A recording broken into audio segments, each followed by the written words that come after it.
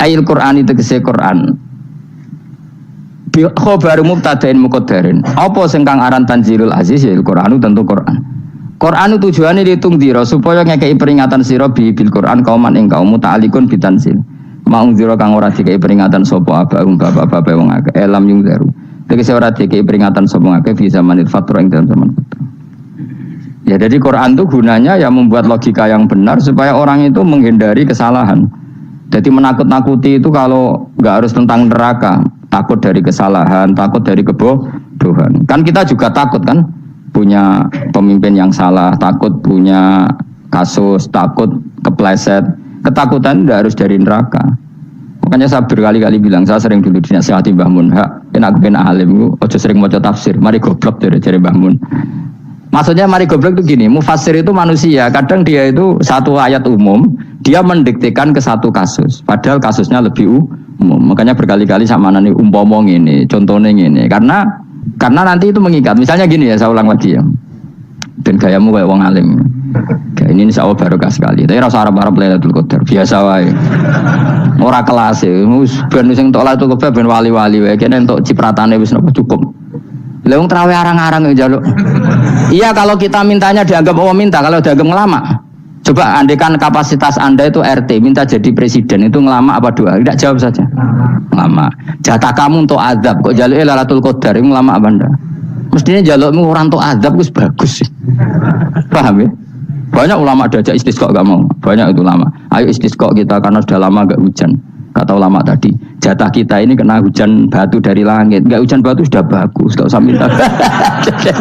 Ulama macam-macam. Lah rai-rai ngene iki pantes untuk Lailatul Qadar untuk azab ayo jawab. Ayo. Orang untuk azab wis bagus. Yo dadi dongane ya Allah. Ampun jenengan siksa la tu akhidna. La tu akhidna maknane njuk Lailatul Qadar mbok ora disiksa. Ya makam kita itu masih Rabbana la tu akhidna. Iku supaya gak disiksa innasina waqtuna kalau kita salah. Kowe kan gak kalau. Wah sudah salah. Jadi donga innasina waqtuna sange apikane pangeran wae ditambahin kalau kita salah. Kalau kita kan sudah ada kalau lagi sudah. Sudah jelas salah berkali-kali lagi. Mbok wong diisin. Yo lak jaruk Lailatul Qadar gak diisin. Tapi oleh wong pangeran apian. Pangeran kan tapi misalnya pangeran ora aku luwe apian timbang aku. Jadi sowe disahno permintaan. Tapi gak dikabulno.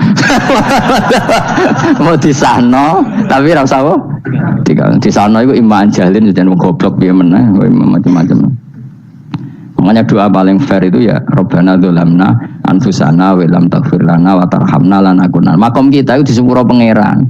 Sing bener donga traweh-traweh lho ning Tuban ning Jogja wis bener apa innaka afuwun karim tuhibbul afwa fa'fu anna. Ora ana guru-guru kita donga ya Allah anilna lailatul qadar ya Allah ka ora saraku iki kita ora ana ngajarno ngono ya Allah innaka afuwun karim tuhibbul afwa fa'fu anna. Jenengan kan dat sing kathah nyepurane lan seneng nyepuro impun jenengan sepuro. Iku wis bagus sudah bagus. Lailatul Qadar gresuk ndak srengenge. Terus delok angin. Angger angen daerah Gunung Kidul banter terus anak-anak. Boy wong tahu diri, maksud kula ya tetap minta Lailatul Qadar tapi tahu diri. Misalnya suwe bar sedekah, puasa bar salat 1000 rakaat terus utang mesti sahur. Ambek sepuro togo-togo sing mbok dolimi jaluki sepuro. Pas kowe tenan mergo ngrasa ora dolim nduk Lailatul Qadar. Tapi kira ngrasa ora dolim wis ujub sombong. Wong sombong ora berhak meraih. Lah terus piye Gus? Ora piye-piye biasa wae, pokoke biasa wae. Makom kita kok ora kena adab itu sudah luar biasa. Ora penuh adab piye. Wis ngene iki luar biasa, napa? Luar biasa. Mbon nang ngandel kula, mesti ngene iki keadaan seperti ini terus. Soale dongane wae Rabbana la tu'akhidna in nasina wa akhtana. Itu jadi itu sudah luar biasa. Nah, ini kan teruskan dawuh Mbah Mun ya. Misalnya Allah bilang gini, fattaku, maka takutlah kamu. Biasanya mufasir ditambahi minan nar, maka takutlah kamu masuk. Sebetulnya yang perlu dihindari dari kita takut itu ya, takut salah, takut bodoh, takut terdolimi, takut mendolimi orang lain, takut hidup tidak ada gunanya. Tapi mufasir tentu milih yang populer, takutlah kamu dari api neraka. Coba misalnya gini, kita nanti masuk surga. Kemudian zaman di dunia kita tidak pernah berkampanye ya atau berkontribusi untuk agama Allah. Cara saya itu izin. Kata Imam Malik, saya masuk surga. Kemudian orang yang mencintai saya masuk surga itu saya malu. Rasulullah juga gitu. Saya sebagai pemimpin umat, saya malu masuk surga. Dan satu dari umat saya masih masuk neraka. Jadi ulama dulu tuh ketakutannya bukan sekedar masuk neraka, takut malu, takut bodoh, takut keliru, takut. Saya misalnya nanti masuk surga itu malu, andaikan saya tidak pernah ngajar tafsir Jalalain, malu saya. Karena kalau tanya Allah, hak kenapa bu swarga? Terus di swarga. Tapi kalau pernah baca tafsir Jalalain kan anak keren nih. Keren artinya saya pernah mengkampanyakan Quran, pernah mengkhidmai Quran, pernah ngitmai kitab mengkoya Allah. Saya pernah ngitmai umatnya Rasulullah, yaitu sampean kabeh. Pernah mulang, pernah sowan. Saya tiap bulan sowan jenengan gak sopan tapi. Mulane kira usah bales sowan rono malah ganggu aneh-aneh.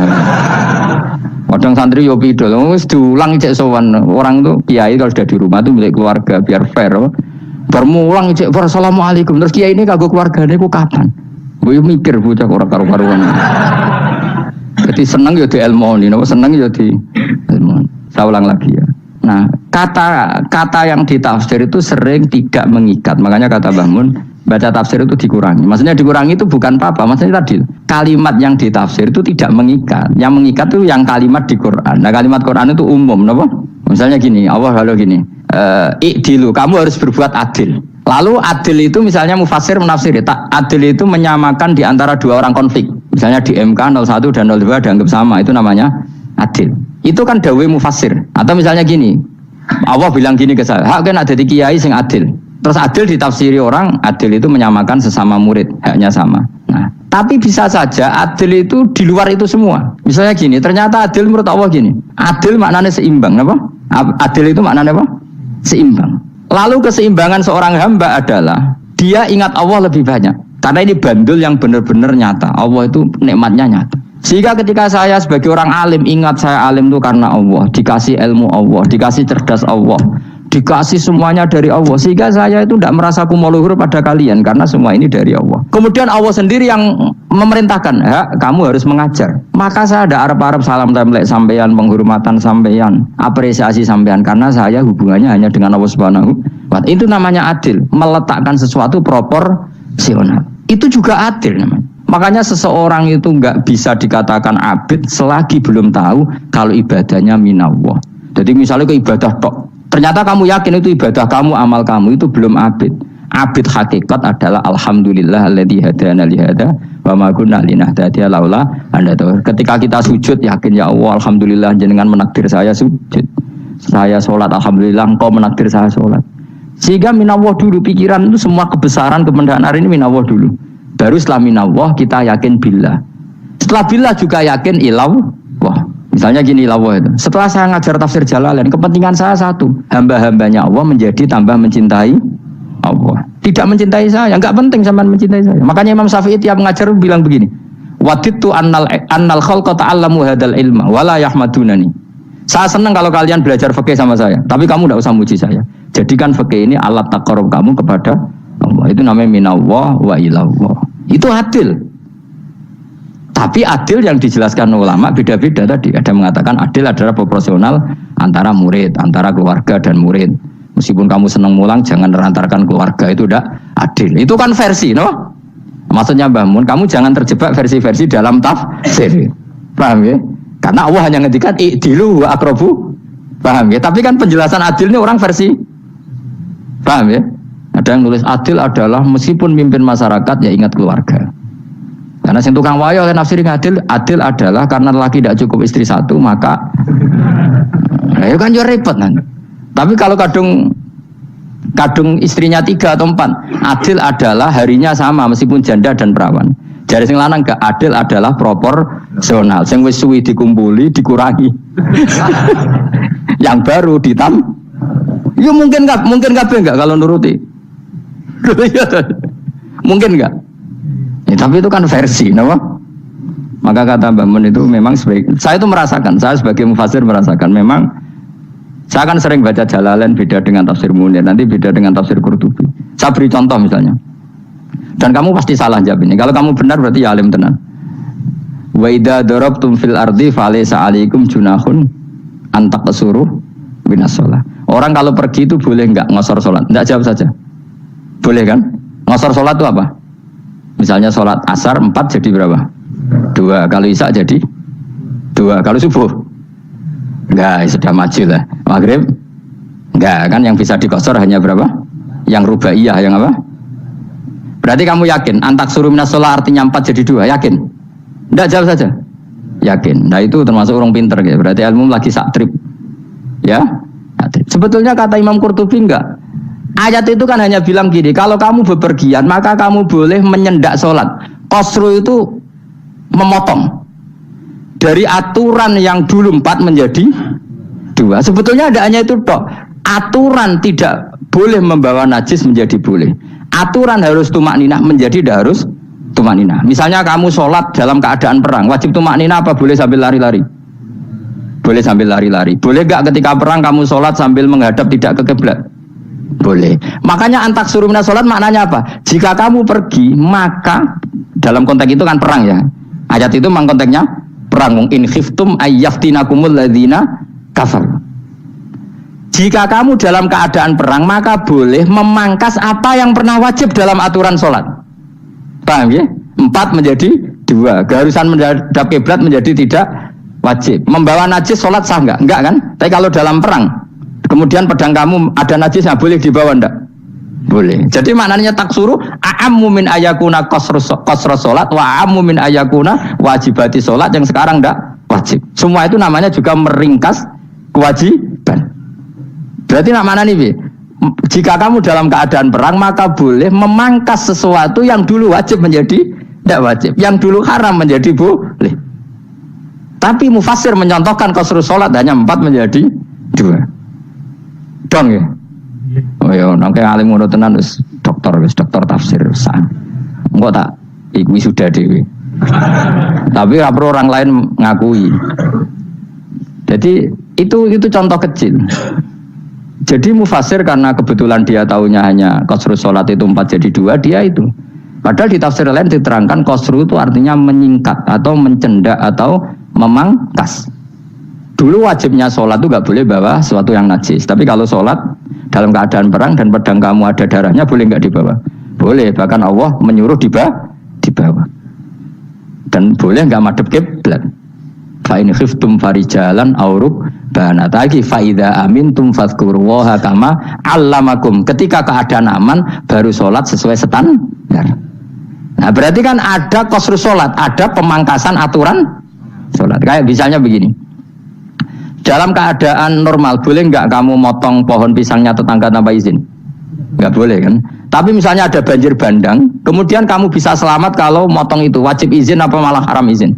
Haram izin, harus kamu langsung potong karena kalau tanpa begitu kamu dan yang punya wajib meridhoi. Kalau gak meridhoi disalahkan syarak malah. Paham ya? Jadi ini penyolongan yang wajib. Tapi tak sebab potong kayak ngelangihin terus gedangnya bepangan itu berlebihan. Karena Allah memaklumi hanya untuk ngelangi. Jumlah menisan nah itu di luar izin syariat apa? Di luar izin syariat itu melampaui batas itu. Syaratnya boleh itu ghairu baghiw wala adfamani turra itu darurat syaratnya ghairu baghiw wala dan tidak boleh melebihi batas. Ora ape ngetok gedange jupuk sik sing mateng dipangan terus diketok. Ora oleh. Paham jelas ya. Makanya kalau ngaji tafsir ya saya kan berkali-kali ada makna di tafsir Imam Suyuti saya tambahi umpamanya ini. Maksudnya umpama itu supaya contoh itu tidak mengikat. Jadi yang disebut beliau itu satu dari sekian potensi ribuan contoh. Ya kayak tadi misalnya antak suruh minas sholat. Itu umumnya ulama membayangkan qasru sholat yang 4 jadi 2. Padahal enggak, maknanya meringkas aturan dari wajib menjadi tidak wajib. Bahkan sebagian aturan itu dikatakan haram, tidak haram. Itu tadi misalnya bawa najis atau teman kamu mau dibaca orang kafir terus kamu bilang, hei hati-hati, itu tidak batal kalau dalam sholat siddatil khauf. Paham ya? Jelas? Semaju lah, malam terlikur Lailatul Semua wis gumun be wong-wong itu bingung ora ilmune wong-wong. Ma ungzira abahum alam yung daru tegese ora den kai wedi sapa ngangge fi zamanil fatrah ing dalam zaman fatrah. Ya sama seperti ini. Orang tidak mendapat ingzar itu di zaman fatrah, zaman gak ada Rasul. Tentu tidak hanya itu toh. Ada Rasul tapi orang itu jauh dari komunitas ulama. Itu juga termasuk orang yang tidak mengalami Engdar. Jadi tidak mengalami engdar bisa di zaman fatrah atau sudah ada rasul tapi dia jauh dari ulama atau jauh dari komunitas Islam. Itu juga komunitas yang tidak mengalami engdar. Fahum mengkote wong akail kaum iku khafidun lali kabian iman sing iman parustilan bener. Ya, contoh paling gampang itu nak dawe yai mesti bener itu loh. Kalau kamu ngaji tafsir Jalalain ya Yuhan nasu budu robbakum. An-nasu biasanya ditafsirkan kufaru Mekah, napa? Padahal di situ nas semua manusia apa kafir Mekah? Semua manusia. Cuma konteks dulu karena Nabi orang Mekah dan zaman itu yang diberi peringatan orang Mekah, Imam Suyuti bilang kufaru Mekah. Lah seperti itu kufaru Mekah mengikat apa enggak? Enggak kan? Enggak, karena yang dituruni Quran yo kafatal linnas. Tapi ya Yuhan nasu di Jalalain sering ditulis apa? Kufaru Mekah. Nah, seperti itu tidak mengikat. Itu contoh saja, Pak. Contoh saja dalam konteks zaman itu. Paham ya? Jadi banyak, makanya tafsir itu enggak ngikat. Ya tapi yang ngomong gitu harus orang alim. Kalau kamu yang ngomong malah kacau. Kemudian ngomong sombong, maksudnya kan manusia, saya juga manusia. Ngapain saya harus ikut? Ya sarap itu. Ibu ora, sombong sarap, no? Sombong sarap. Lakot hakko teman-teman fahum, lakot hakko teman-teman nyata apa alkohol apa titah. Ayo wajib wajib mana nyata al-aksarim. Yang atas saya wakil bil adab. Lakot hakko teman-teman jadi nyata apa alkohol apa titah anane adab. Wajib apa adab al-aksarim bil adab. Fahum mengkote wong akeh layu minun ora iman sapa ngakeh. Ilaksaru tegese utek akeh wong ora iman. Zaman niku Mas. Ya, maksudnya zaman itu, tapi jengben mboten ngerti. Tapi yang mungkin batu Isa itu semua orang iman, tapi ya banyak yang setelah iman itu tidak bermanfaat lagi karena wes apa matahari terbit dari apa barat. Hina la yanfa'u nafsan imanuha lam takun amanat min qabl. Inna catem ning sun ujalna ga ingsun fi anabihim. Ing dalem gulu-gulune wong akeh tak gawe akhlalan ing belenggu. Biayu doma gambar biantu doma gambar ento dewi kumpulno ilaha maring anak apa di tangan. Di anal gel lakaran saat menegil iku yajma'u iso ngumpulno bagil al yada ing tangan kal unuk maring geger maring napa gulu-guri lho jenenge unuk. Wong Arab nak darani kene iku unuk, nak darani kene iku nakher. Ya jare wong Arab ya kene iki unuk, kene iki nakher. Lah ulun ngeten tangan didakok teng napa? Napa? Gulu. Napa jenenge jidok niku jidokne. Jenenge guri-guri.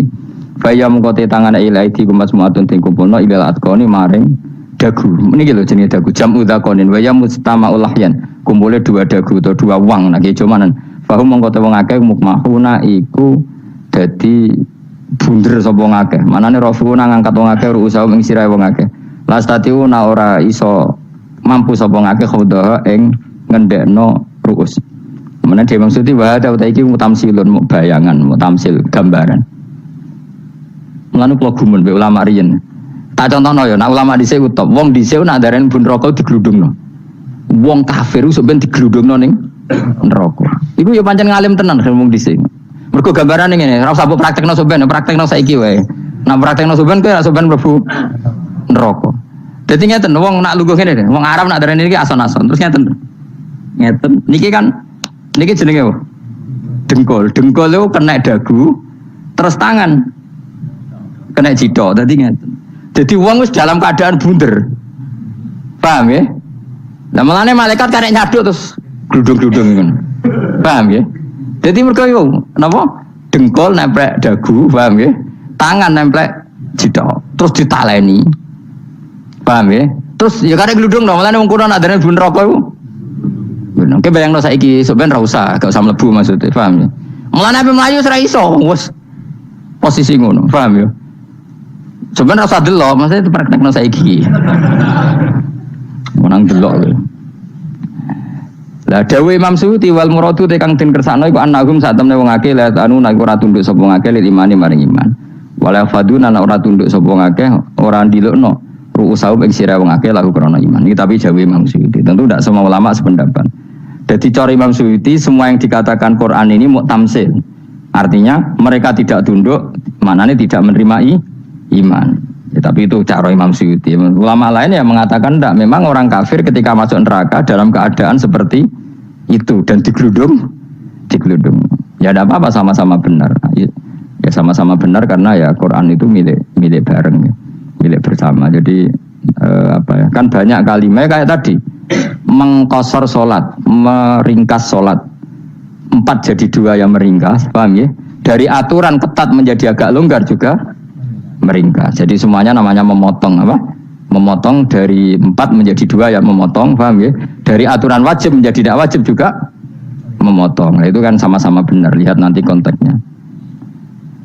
Wajah lan gawe sapa ingsun mimpeni aidim saking ngarepe wong akeh sadan ing tutup. Wa min khalfim saking gurine wong akeh sadan ing tutup. Fathisin sadan wa dhammiha lan dhumasin sudan fil maudhi'an ing panggonan loro. Faksena mongko ngekeki gelap ingsun ing wong akeh fa mongko te wong akeh laib sirun ra ningali sapa wong akeh. Tamsilun iki contone edon disat diturukil iman maring ketutupe dalan iman alih ngatasi kufar. Nah cara maksudé kabeh iki mau tamsil dadi ngene. Dari depan kami kasih tutup, dari belakang kami kasih tutup, kemudian mereka saya kasih kegelapan, maka mereka tidak tahu. Mananya apa? Dari arah depan yang mereka nggak ngerti pentingnya iman, dari arah belakang yang mereka tidak ngerti pentingnya iman, maka mereka buta, artinya tidak iman. Itu dari Imam Suyuti. Tamsilun aidoni hanya perumpamaan lisat diturukil iman, yaitu tertutupnya jalan-jalan iman. Tapi ulama lain mengatakan ya enggak, memang pernah ada peristiwa di mana orang kafir ngepung Rasulullah. Dan mereka dari depan matanya dihalangi, dari belakang dihalangi, sehingga ketika Rasulullah keluar mereka tidak melihat. Itu ya nyata ya. Jadi makanya ngaji ya. Jadi ben keren. Oh ini ada sekian tafsir terus gue ngomong kan kayak wong alim keren. Nah takoi kata siapa? Ono rekamane. Tapi yang ora ngaji dhewe. Nah takoi kata siapa? Ada rekamannya. Lah aku takut ada kata siapa Gus tak dudono kitabe. Lah aku dudono rekaman iku sampai zaman akhir wis maju. Soale sing rido kan. Enak kok Kang jadi orang alim enak. Nanti itu jadi orang alim ya rugi tadi nanti kan gitu. Abdul Qadir masuk surga. Entah ini gelombang kedua dan para penggemarnya. Jadi akhirnya sing alim tenan yang mlebu swarga, sing kedua dan para penggemarnya. Iku ora usah alim Kang, cukup penggemar. Jadi aku sebenarnya rugi kan. Gus Pak masuk swarga kedua dan para penggemar. Waduh. Terus jebule padha ae. Itu saking rahmane Allah. Kenapa? Kan masyhur itu hadis itu. Rasulullah itu ada sahabat nangis, enggak bisa tidur nangis. Berhari-hari enggak bisa tidur nangis. Hanya karena ingin punya satu pertanyaan. Lama-lama ketemu Nabi, ya Rasulullah saya sudah berhari-hari enggak bisa tidur, ingin menanyakan ini tapi tidak berani. Coba kamu tanya saja. Ya Rasulullah, saya ini kalau mati engkau kan suatu saat dipanggil Allah, saya tidak ketemu engkau. Makanya mumpung sekarang saya tak melihat wajah engkau sekuat-kuatnya, sepuas-puasnya. Kata Nabi ya. Kenapa? Ya kalau engkau di surga, saya di neraka kan nggak ketemu lagi. Atau kalaupun engkau di surga kan kelasnya beda, kan nggak ketemu lagi. Jadi kemungkinan dua-duanya itu tidak ketemu. Kata. Karena tadi bisa aja, ya artinya Nabi karuan di surga, saya di neraka nggak ketemu. Atau engkau di surga, saya di surga pun beda kelas, ya nggak ketemu. Kata Nabi, tidak begitu aturan mainnya. Almaru ma'aman ahabba. Orang itu sesuai yang dia orang bersama orang yang dicintai. Jadi ya saya harus ikhlas kalau kamu saingi nanti. Ya takdir no. Wasawana ni padha uga ale ngatasi wong akeh angger tau te ngekek peringatan sira gumeng wong akeh tahqiqil hamzatin angger ta wa dari saniyati alifan angger ta humata sili ala nasil hamzah wa itu khali alifan wa bana alif binal musahalan dan hamzah sing ditasil wal ukhra lan ya wa tarqi lan tinggal itu khol amnam tungzirhum wong ra wis bakat kafir mbok elingno cek ra mbok elingno tetep layu minun ora gelem iman. Lah sing iman iku sapa inama tungziru ang mestine ngelingno sira maksude yang fa'u tegese manfaat itu wong daruka peringatan sira. Peringatan nemu manfaat man ing wong ittaba kang anut sapa man adzikra ing Qur'anil Qur'an tegese Qur'an. Wa khasyalan wedi sapa man ar-Rahman ing awase Rahman bil ghaibi padahal ora roh pengiran. Ya khofa tegese wedi sapa wong ing Allah toh walam yara ora ningali sapa wong ing Allah. Nane bil ghaibi itu apa? Takut Allah dalam keadaan toh dia tidak melihat Allah langsung. Mereka tak tafsiri bil ghaibi barang gaib. Barang gaib ning Indonesia terjemahannya hantu. Melihat alam gaib itu maknanya apa dalam bahasa Indonesia? Hantu. Mulane bil ghaibi rata terjemah apa? Ya namanya ini wa khosyalan di sapa wong ar-Rahman yang wasi Rahman bil ghaibi padahal dene ra roh langsung. Ya ora usah diterjemah ya. Terjemah dadi apa? Barang gaib malah repot. Fa basiru monggo ngeke berita gembira sira ing man bimaghfiratin kelawan pengempuranan wa ajrin dan ganjaran karimin kang terhormat. Orang yang seperti itu yang ngikuti Quran dan takut Allah itu layak mendapat maghfirah wa ajrin karim wa ta'ala jur karim wal jannatu swarga. Inna satu ingsun wa nahnu ya ingsun iku nuhying uripna ingsun al mauta ing wong sing mati libasi krana pas. Wa naktubulan nulis ingsun fil lauhil mahfuz ma ing apa wae kodamu kang nglakoni sapa ngake fi hayatihim.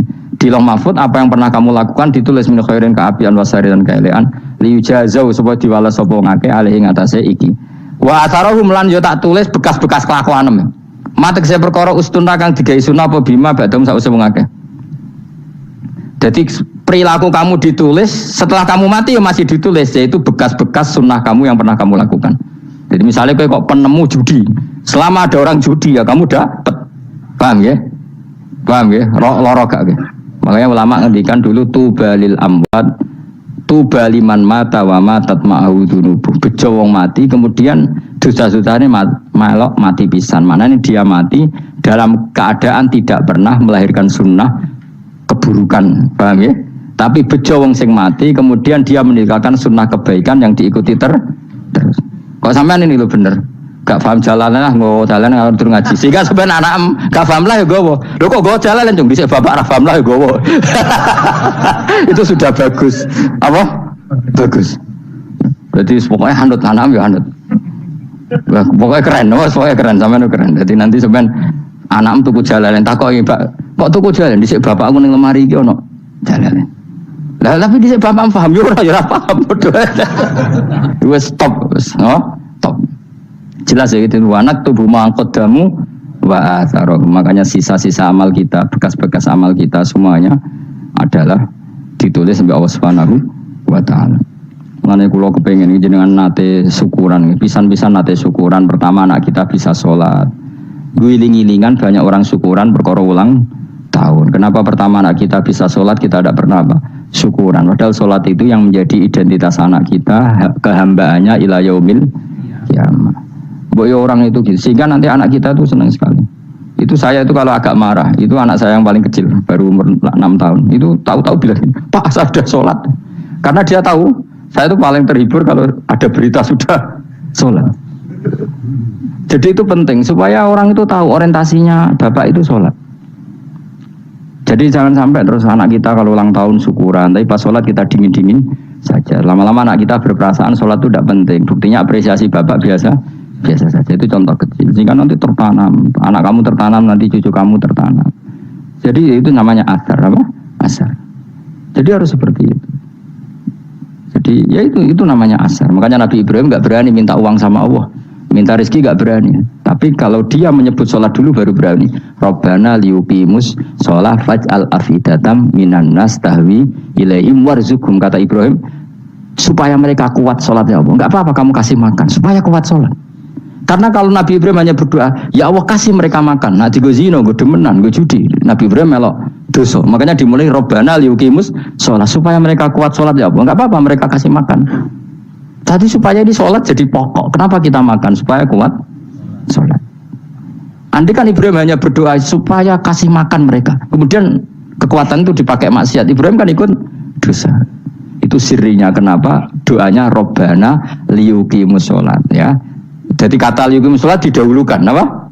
Supaya mereka kuat sholat. Maka kasihlah makan, kasihlah rezeki. Jadi supaya sholat jadi pusat orientasi. Itu harus dilatih. Ya tentu kamu ngelatihnya ya sidik-sidik. Wong anake sapa kan gitu, tapi ini kan cerita aja. Maksudnya orangnya biasa wae, Maksudnya iku mau cerita. Kowe gelo ya monggo. Terus mutung ra ngaji ya monggo, gampang. Kowe ra ngaji, wae golek murid kaya kowe gampang. Kowe golek guru kaya aku kangelan. Ya maksudnya sing gelem ngalah teko ini kan. Oh, liyane larang kang nyewane. Wa asarum lan bekas-bekasnya mereka. Makanya ketika Ahmad bin Hanbal itu ahli hadis, karena selagi riwayatnya dia dipakai orang tahu Rasulullah itu karena ahli hadis. Bener sing paling hebat tentu qala Rasulullah. Tapi apa artinya qala Rasulullah kalau enggak diriwayatkan dari ulama sampai kita? Tapi apa artinya sampai kita nak gak ono sing ngalahi maca ngene iki. Burohno maca ngene. Paham nggih? Ayo jajal ketu kitab Musnad Ahmad. Nak ra roh gudi larang ngono to. Mergo ora ono sing maca ora roh isine, paling kenangan apa? Gudi larang. Tapi baru kayak sing maca kemudian bisa, ini juga asar. Cuman kowe oleh niru nek wis mati ngorek jalale. Oleh niru. Tapi aja niru sesate. Wong nang dadi ra karu-karuan. Jadi Imam Suyuti lho, tafsirku dadi ngono piye. Oh dadi rusak kabeh. Wa atharahum mastun nabi ba'dahu. Pokoknya kalau suwun gitu dilatih, kalau anak-anak sampean mulai bisa sholat, tunjukkan kalau anda senang lewat syukuran atau lewat apa. Ya harus besar-besaran. Tunjukkan kalau kamu mengapresiasi secara senang, karena itu identitas kita. Apa identitas kita? Wa kullu shay'in lan ing saben-saben perkara. Nasobahu bi fi'lin fasir utawa nasbuhu ta nasabe lafat kullu shay'in bi fi'lin kan fi'il yufasir. Nasbuhu ta nasabe lafat kullu shay'in bi fi'lin kan fi'il yufasiru kang nafsiri ing fi'il apa dawa ahsainahu. Ahsayna kullu shay'in ahsayna. Berarti namanya wa kullu shay'in lan ngitung ing saben-saben perkara. Assalamualaikum warahmatullahi wabarakatuh. Waalaikumsalam.